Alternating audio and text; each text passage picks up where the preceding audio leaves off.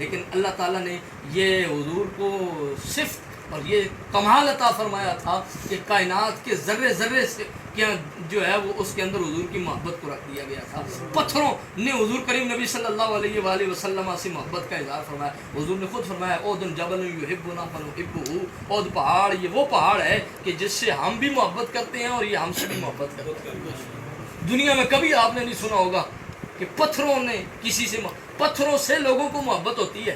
پتھروں سے لوگ محبت کرتے ہیں، خوبصورت پتھروں سے، لیکن کبھی یہ نہیں سنا کہ اس پتھر نے بھی انسان سے محبت کی ہو۔ ایک واحد ہستی حضور کی ہے کہ فرماتے ہیں نہیں ہم بھی اس سے پیار کرتے ہیں وَنُحِبُّهُ، اور یہ بھی ہم سے پیار کرتا ہے۔ اور یہ صرف ایک حضرت سیدہ آمنہ فرماتی ہیں، آپ فرماتی ہیں صرف کتابوں کے اندر موجود ہے۔ صاحب مواہب لدنیہ نے بھی یہ بات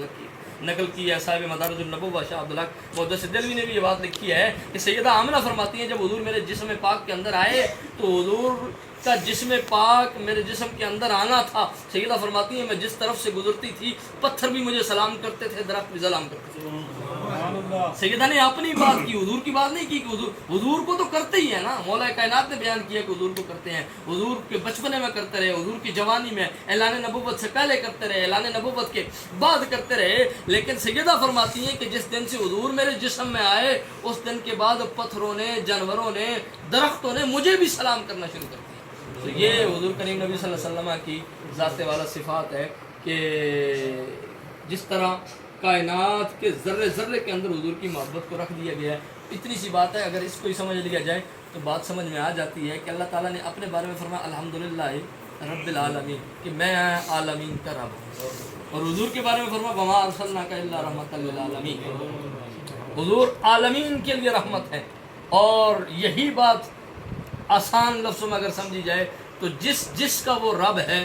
اس کے لیے حضور رحمت ہے۔ جو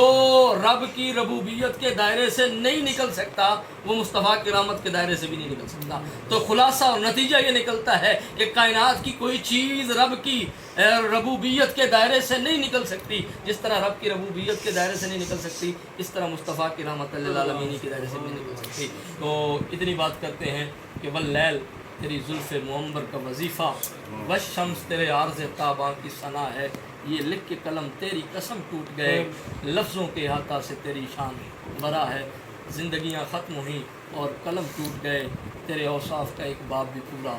نہ ہوا۔ اللہ تعالیٰ حضور کی صدقے ان چیزوں کو سمجھنے کی عمل